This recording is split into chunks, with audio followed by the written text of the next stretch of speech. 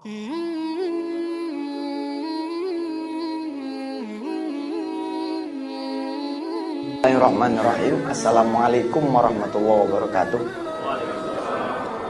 Pada hari ini kita akan belajar tentang pengantar ke rahasia angka 11. Jadi kita punya seminar judulnya Rahasia Angka 11 dan The Miracle of Giving. Itu perpaduan antara tahajud, kekuatan tahajud dan sedekah. Dua amalan ini emang berat dilaksanakan.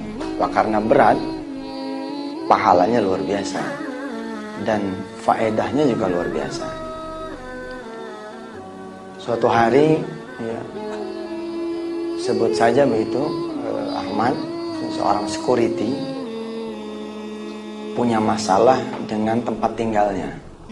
Sebelumnya nggak punya masalah, tapi kemudian dia punya masalah dengan tempat tinggalnya, yaitu tempat tinggalnya sempit.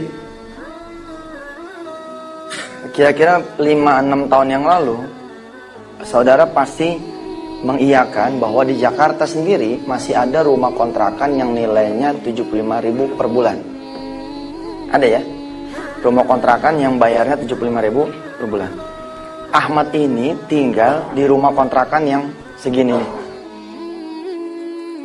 Bentuknya kalau saya boleh petain gitu kira-kira, ini pintu. Ini ruang tamu yang tidak bisa disebut ruang tamu. Ini tempat tidur, ya. Ruang tamu, ini kamar tidur. Terus ini dapur dan kamar mandi. Nah ini lorong nih. Dulu ini muat buat dia. Ini muat buat dia karena anaknya cuma 2. Jadi dia, istrinya, nah, anaknya 2. Persoalan kemudian datang ketika akan lahir jabang bayi yang ketiga. Persoalan kemudian muncul ketika akan lahir jabang bayi yang ketiga. Kenapa jadi persoalan? Karena sempit. Ahmad ini bahkan dia punya motor. Ini motor terbalik nih. Mesti kan rodanya di bawah ya. Iya malum lah, kita kan bukan Fatino Sidin ya. Di sini di atas nih mestinya. Dia punya motor yang kalau malam ini motor harus dimasukin. Dan untuk masukin motor dan di sini dia harus numpukin barang. Makanya saudara, kalau saudara ngelihat ke bawah, pasti saudara lebih deh. Kan main kan? Tapi karena kita selalu melihat ke atas, emang kurang melulu. Wala tamuddanna 'ainaika ila ma matta'na bihi azwajam minhum ghayra zahratal hayatid dunya linaftinahum fi. Kata Allah, jangan keseringan ngelihat bintang di langit. Kenapa? Pegel leher. Sekali-sekali ngelihat rumput, subhanallah ya. Kita punya sepatu, punya celana, ada kaki sih. Baik, kemudian istrinya ini berdoa pada suatu malam. Yang didengar doanya ini oleh suami. Doa ini didengar oleh suaminya dan kemudian dia sama-sama bangun untuk sama-sama sholat tahajud, bermunajat kepada Allah supaya hajatnya ini pindah rumah dari yang 75 sampai ke yang 150. Tapi Allah yarhamuhuma, Allah merahmati keduanya. Ternyata di Riyadh dia 7 hari. Saudara barangkali pernah mengingat ada iklan di majalah ibu kota saat itu. Saya membesut satu seminar yang diprotes oleh semua orang. Oleh banyak orang. Seminar itu judulnya How to Make Money in 7 Days. Bagaimana mendatangkan uang dalam 7 hari. Saya diprotes oleh banyak orang karena dianggapnya terlalu berani. Padahal kisah ini menjadi salah satu bukti. Hanya dalam 7 hari bahkan Ahmad sang security bukan hanya bisa pindah ke rumah yang 150. Tapi dia memiliki rumah dengan 7 pavilion, 3 pavilion dan 1 kolam renang. Di hari ke-7-nya. Sekali lagi, kalau kita bertanya pada otak, nggak mungkin. Nggak mungkin. Kalau kita bertanya mau kuasa Tuhan, kita bertanya mau kuasa Allah, udah Masya Allah judulnya. Baik, pemirsa yang dirahmati Allah, pernahkah kita menganggap Allah betul-betul menjadi sandaran kita? Pernahkah kita betul-betul dengan sangat menjadikan Allah tempat munajat kita, tempat memintanya kita? Barangkali karena kita yakinnya bakal dapat duit, kita nggak perlu minta sama Allah. Betul nggak? Karena perkaliannya kita enteng lah kalau cuma DP-in rumah itu mah ya. Kalau cuma buat DP-in apartemen itu mah. Lalu kita nggak minta sama Allah. Segitu yakinnya kita bisa selamat nyampe ke kantor, kita pun bahkan kadang lupa doa safar. Kita anggap doa safar kalau umroh aja. Ya kan, kalau doa safar itu biasanya kita baca kapan? Kalau kita di pesawat, mau umroh mau haji. Baru udah kita baca tuh. Bismillahi majreha. Terus inna rabbi laghafurur rahim. Allahumma dan seterusnya. Padahal harusnya kan everyday. Karena kita nggak tahu yang punya jalan itu adalah Allah.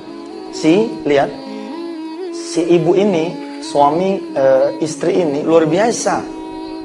Dia kepengen sesuatu yang tidak terjangkau oleh dia punya kemampuan. Dia memilih berdoa pada Allah. Di dalam Ihya Ulumuddin, saya dan kita semua diingatkan, Imam Ghazali mengutip satu ayat di dalam surah Al-Baqarah 186. A'udzu billahi minasyaitonir rajim. Wa idza sa'alaka 'ibadi anni fa inni qarib. Lihat. Wa idza sa'alaka ibadi anni fa inni qarib. Kalau hambaku bertanya padaku, maka jawablah, aku ini begitu dekat. Tapi kita suka merasa jauh sama Allah. Ujibu da'watad da'i, gitu ya. Idza da'an falyastajibuli wal yu'minu bi. Aku akan menjawab doanya siapa aja yang mau berdoa. Ketika dia berdoa, maka mintalah padaku dan percayalah padaku. Allah sampai nyuruh kita minta dan nyuruh kita percaya. Subhanallah kan. Seolah-olah kayak, ayo dong minta, ayo dong percaya bahwa aku bisa mengabulkan doamu. Seperti begitu. Kitanya aja yang kurang akhlak sama Allah kan. Kita datang sih ke Allah, kapan? Oh dia mentok, udah kepepet, ya kan, kepala udah empat. Kepala udah empat ada gak? Ada ya kan, usia udah 40, berumah tangga udah 15 tahun, dari 25. Kita gelisah, kita gak punya anak. Lalu kita siang malam kita babet buat bangun malam, pengen punya anak. Telat gak sih? Enggak ada yang telat kalau ke Allah mah. Cuma kan sayang gitu, waktunya kemana aja selama ini. Harusnya kan dari dulu kita terus-terus Allah gitu. Si istri ini, dia mau ke Allah, dia bermunajat kepada Allah, ya Allah, berikan saya punya suami rizki, supaya saya bisa pindah ke rumah kontrakan yang lebih gede gitu. Dan dia tidak muluk-muluk, dia tidak minta pengen punya rumah sendiri kan? Dia hanya minta pindah ke rumah kontrakan yang lebih besar, yang kira-kira 150-200 ribu harganya. Dan suaminya nurut, subhanallah. Ada suami yang ahli tahajud, istri tidak. Ada yang istri ahli tahajud, suami tidak. Ada ibu-ibu datang ke saya, Ustaz, subhanallah, saya lagi diuji sama Tuhan. Saya perasaan sudah tahajud terus itu, tapi kok nggak nyampe-nyampe ya? Iya, karena dia tahajudnya sebelah. Ibarat sendal gitu. Dia tahajudnya sebelah, cuman kiri doangan. Ya. Mestinya kan berdua, kayak si Ahmad dan istrinya. Berdua. Kalau berdua kan jalannya cepet ya. Cepet nggak kalau berdua? Tapi kalau sendiri gimana? Jingjit loh. Ini, tuh. Nyampe nggak? Berat pak. Sedekah, kalau kanan kiri, maksudnya suami sedekah, istri sedekah, ditambah lagi dengan anak sedekah, mantap. Si suami bangun ngaminin. Karena doanya udah sama istri, si suami tinggal bilang begini sama Allah. Ya Allah, doanya istri saya aminin aja deh, amin. Amin. Jadi pagi-pagi dia ngadep ke dia punya kantor, kan kalau security ada atasannya gitu ya. Dia ngadu ke dia punya kantor, minta izin. Selama 7 malam berturut-turut, dia pengen tidak shift. Dia pengen kerjanya hanya dari pagi sampai sore saja. Ditanya sama atasannya, kenapa emang? Ada order? Agak, supaya saya bisa pulang cepet, terus nanti malam bisa bangun. Tumben lu. Iya nih istri punya sesuatu hajat. Kan kata orang-orang kalau hajat pengen cepat kekabul, sholat tahajud. Ya deh, kata si atasannya, ya deh, minggu ini saya izinin situ tidak masuk shift, melainkan hanya fix dari pagi sampai sore saja. Mulailah kemudian dia melakukan ritual yang namanya sholat sunat tahajud. Ibu bapak yang dirahmati Allah, di dalam surah As-Sajdah, surah ke-32, surah ke-32 ayat 16 ada kalimat begini. Tatajafa junubuhum 'anil madaji'i yad'una rabbahum khawfan wa tama'a wa mimma razaqnahum yunfikun. Surah ke-32 ayat 16. Surah ke-32 ayat 16. Tatajafa junubuhum 'anil madaji'. Kalau lagi punya masalah, punya hajat, nih termasuk kasus si Ahmad pengen pindah rumah yang gedean dikit, harusnya dia apa? Tatajafa junubuhum, jauhin dia punya lambung, jauhin dia punya pinggang, jauhin dia punya perut. Dari mana? Anil madaji', dari tempat tidur. Ngapain? Yad'una rabbahum khaufan wa tama'an. Bangun sholat tahajud. Dan ini dia lakukan. Ada satu nih yang belum dia lakukan, apa nih? Wa mimma razaqnahum yanfikun. Makanya seminar kita judulnya kan rahasia angka 11 plus the miracle of giving. Jadi jangan cuma tahajudnya saja, tapi juga sedekah. Supaya rodanya supaya jalan. Nanti Allah yang punya kuasa sama dia, membuat dia menjadi wa mimma razaqnahum yunfikun. Namanya orang susah pak, jarang dia untuk mikir sedekah. Jangankan orang susah, ya. Kita aja yang merasa kaya nggak mikir sedekah. Ini sudah menjadi emang umum begitu. Kalau orang susah yang rezekinya kurang, tidak pernah terfikir sama dia wa mimma razaqnahum yunfikun. Diajak sholat duha, ayo dah. Diajak ngaji habis-habisan, ayo dah. Ngerti itu ngaji habis-habisan, ngaji sampai pol. Tapi kira diajak sedekah, waduh, mesti gue dong yang disedekahin.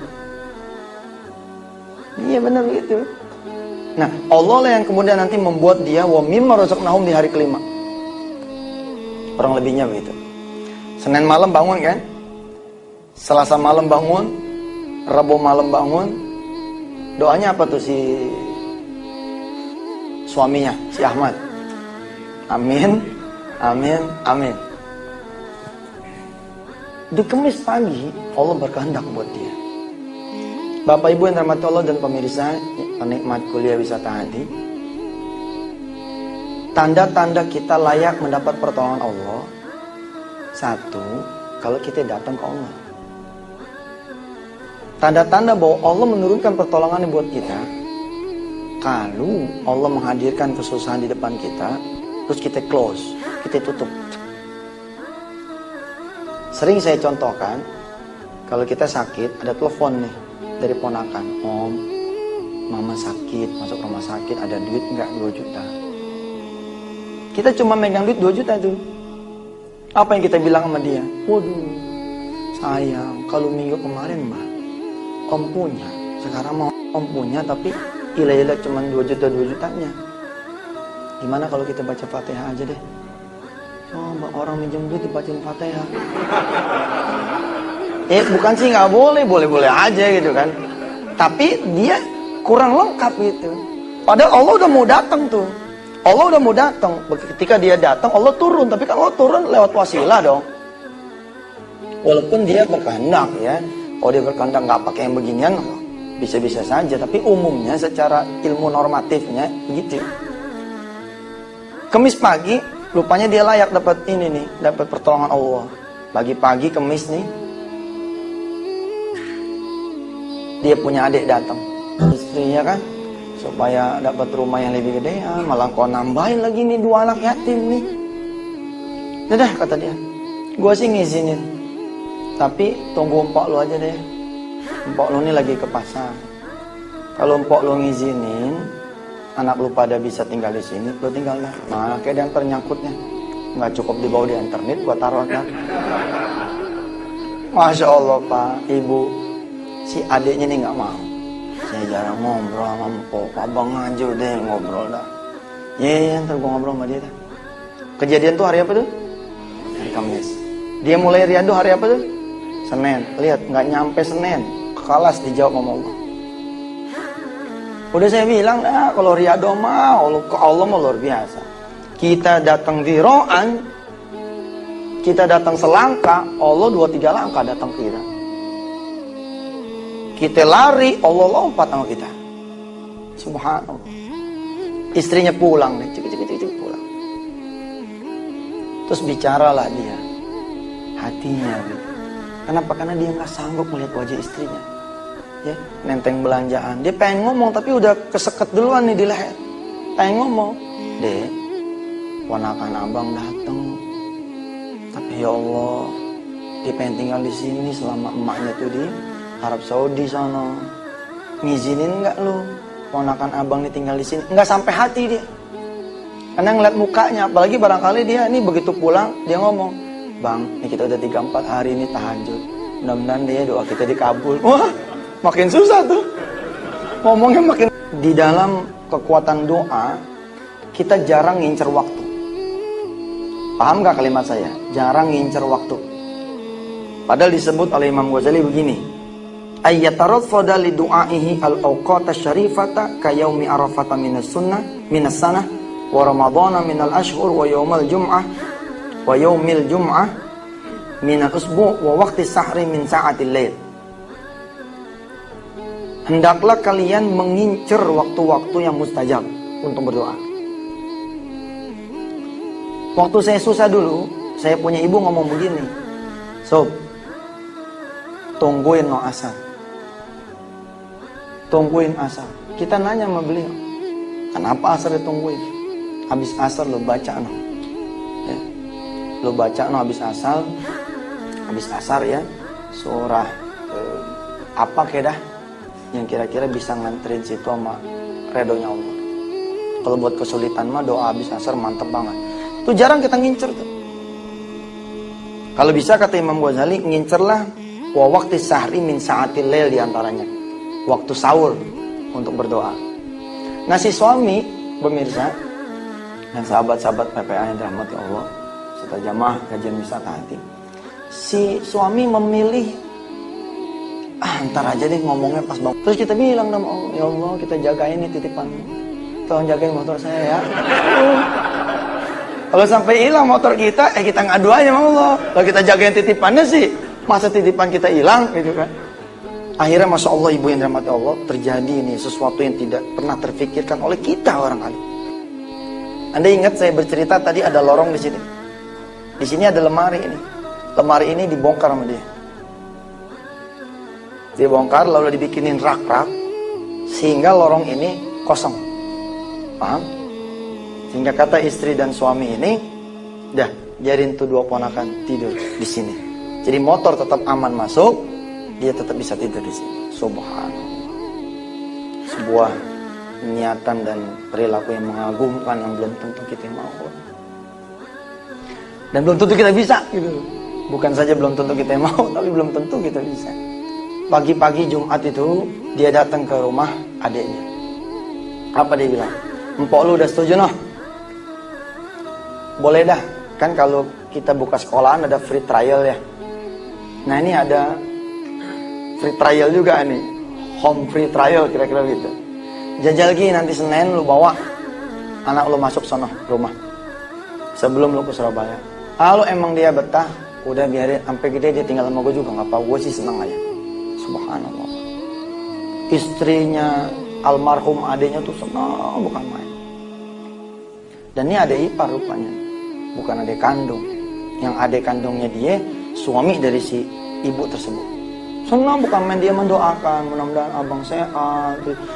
Itu tuh the great moment sebenarnya buat doa kita. The great moment ketika misalnya saudara pengen punya sesuatu ya cium tangan sama orang tua gitu kan. Terus kita bilang, ma doain ma, undangan udah mau dicetak, cincin udah mau dibeli, doain jangan sampai yang ini kabur lagi ya ma. Pusing ya. Oh emak kita bilang, iya nak, emak mah bisa cuma doain aja sambil netes dia. Lu tuh great moment tuh. Nah great moment buat kita tuh yang tadi tuh, buat si Ahmad tadi tuh adiknya ngomong, mudah-mudahan lah abang punya hajat ke kabur, abang sehat, rezeki abang banyak. Kadang-kadang kita suka ngejebak kan. Begitu kita didoain sama si Ustadz, udah Ustadz, udah gue kasih udah bagus, jangan doain gue, Ustadz doa sendiri aja. Kan suka begitu tuh. Kita ngasih proposal dikasih ke kita bantu, terus Ustadz kita ngedoain kita. Ustadz doa sendiri aja loh, susah minta sama gue. Harusnya nggak gitu ya kan. Atau kita suka nyinyir barangkali di masjid-masjid, kita suka ini great moment buat kita. Dia jalan nih. Jalan kemana? Jalan kerja aja ya. Mulai kebaca bagaimana Allah menjawab dia punya keinginan.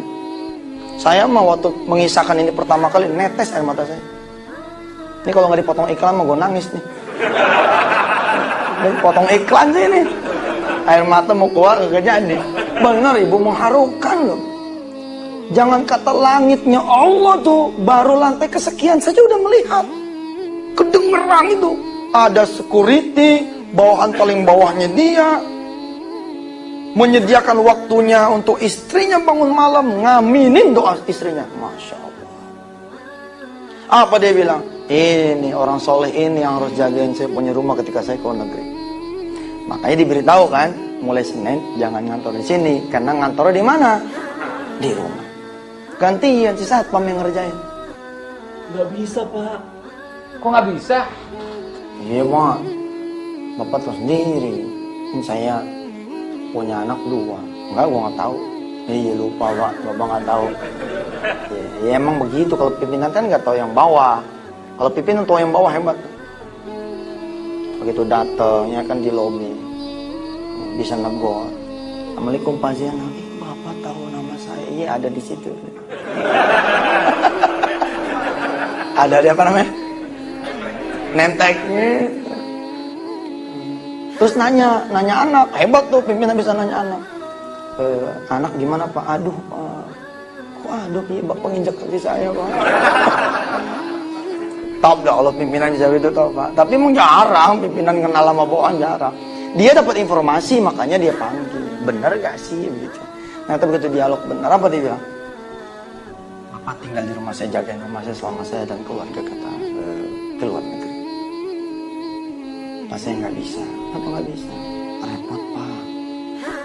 Kalau malam itu kan saya mindahin barang apa segala macem buat saya punya anak masuk tuh 2 tidur. Apalagi ini nanti ada 2 anak, dia cerita tuh. Ada 2 anak yang baru masuk. Tersenyum si bosnya. Dengan mudahnya emang Allah bilang kun tuh. Suci Allah memang yang mendengar segala kita punya doa. Wajar kalau kemudian Nabi Allah Ibrahim memuji luar biasa Allah Tuhannya dan Tuhan kita semua. Inna Rabbi la sami'ud doa. Sungguh Tuhan kita ini maha mendengar doa. Apakah si security itu berhenti dengan pindah rumah itu saja? Artinya dari rumah ini menjadi rumah super mewah. Apakah berhenti pada ini rumah orang? Belum tentu. Kalau kemudian dia, misalkan gitu ya, tetap beriadoh di dalam rumah ini. Paham gak? Kalau dia jejak terus nih riadohnya nih, dia tambahin terus, bukan tidak mungkin rumah ini akan menjadi rumah dia. Seperti kisah yang akan kita saksikan di episode berikutnya. Assalamualaikum warahmatullahi wabarakatuh.